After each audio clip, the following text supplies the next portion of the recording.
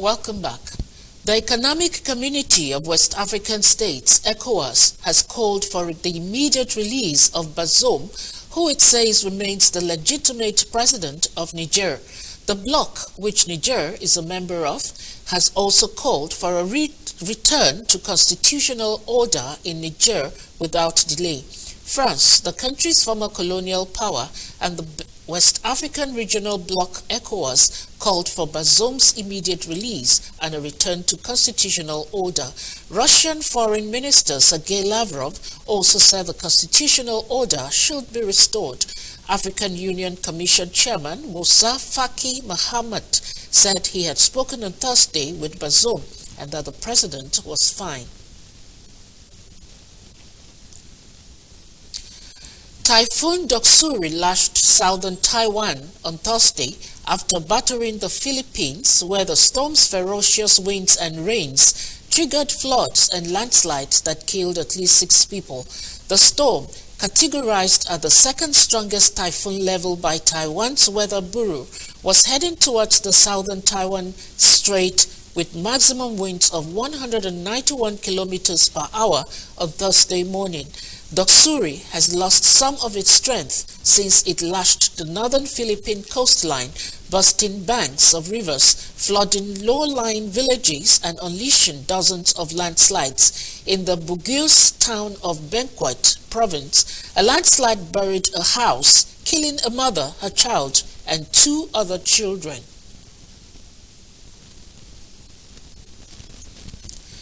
The U.S. Central Bank has raised interest rates to the highest level in 22 years as it fights to stabilize prices in the world's largest economy, lifting the Federal Reserve's influential benchmark rate to a range of 5.25% to 5.5%. It marked the 11th increase since early 2022, when the Fed started raising borrowing costs to try to cool the economy and ease price inflation. The Fed offered few firm clues as to what it might do next. Federal Reserve Bank Chairman Jerome Powell said at a press conference following the announcement that it is certainly possible that the bank would raise the funds rate again at the September meeting if the data warranted. My colleagues and I remain squarely focused on our dual mandate to promote maximum employment and stable prices for the American people. We understand the hardship that high inflation is causing, and we remain strongly committed to bringing inflation back down to our 2% goal. Price stability is the responsibility of the Federal Reserve. Without price stability, the economy doesn't work for anyone. In particular, without price stability, we will not achieve a sustained period of strong labor market conditions that benefit all. Since early last year, the FOMC. Up next is Sport News.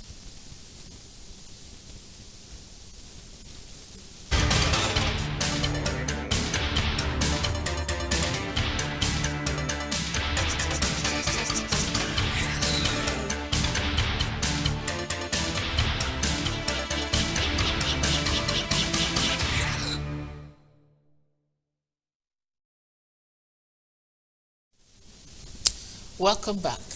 Nigeria's Super Falcons handed co-host Australia a shock 3-2 defeat in their second group game of the ongoing Women's World Cup to increase their chance of making it to the second round.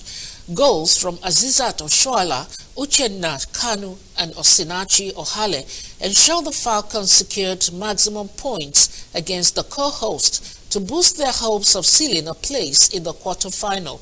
The hosts were ahead a few minutes before halftime, but Uchenna Kanu scored the equalizer with the last kick of the first half.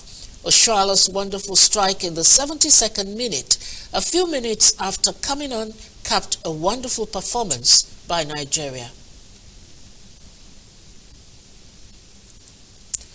Following the visa refusal by the Australian Embassy in Nigeria to its supporters, the Nigeria Football Supporters Club assembled members at its secretariat in Lagos to support and cheer the Super Falcons of Nigeria against the Matildas of Australia. Speaking to journalists after the win, The President General of Nigeria Football and Other Sports Supporters Club, Dr. Rafiu Ladipo, showered praises on the Falcons for showing quality display of football determination against the Australians. He lamented the delay by the Australian Embassy in Nigeria to issue visas to Nigeria fans who were ready to go watch the Super Falcons live at the World Cup, having purchased match tickets. On the spot, the national chairman of NFSC, Ambassador Samuel Ikpea, appealed to the Nigeria Football Federation to intervene on the delay of the Australian Embassy to issue visas to Nigerian football fans.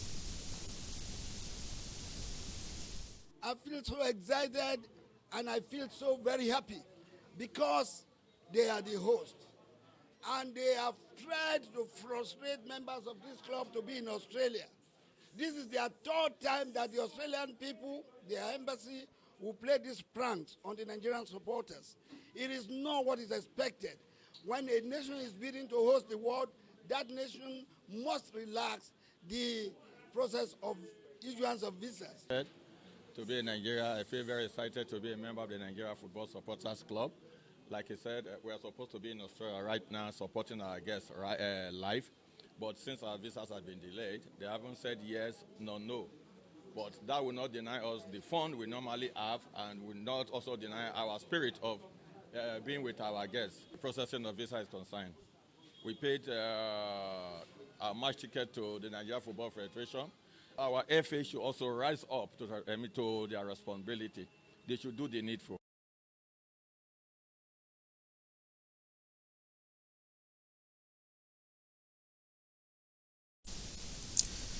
And that's the primetime news on MITV. But before we leave, we'll take a recap of the top stories.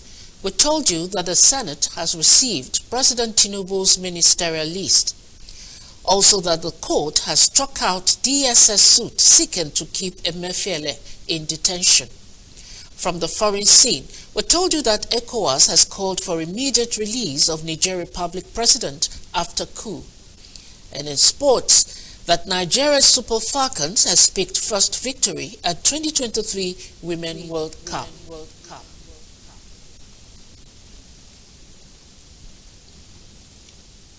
Thanks for staying with us. I am Jumoke Michaels. Good night.